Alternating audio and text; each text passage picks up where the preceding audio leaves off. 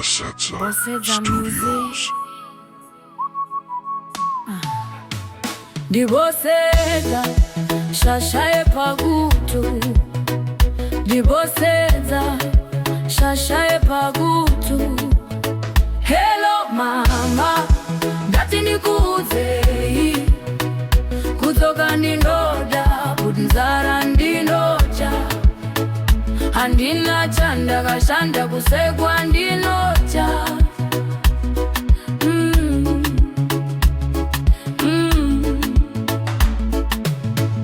Kuvanda ndichambozama mupakati doto uri kupinda mapepa handina saka mugomo ndogara.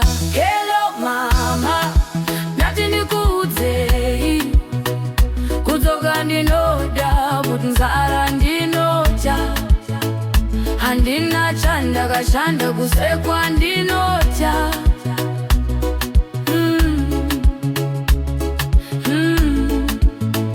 Mazulu ari kuvava, bate nazvo ndati ndivara.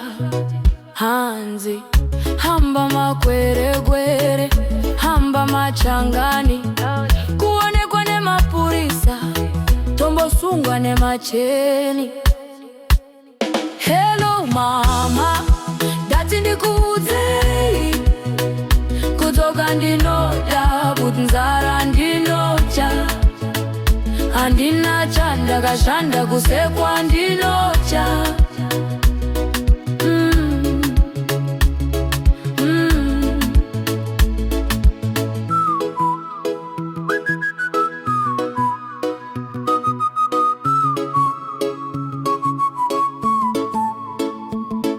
Bosedza Studios.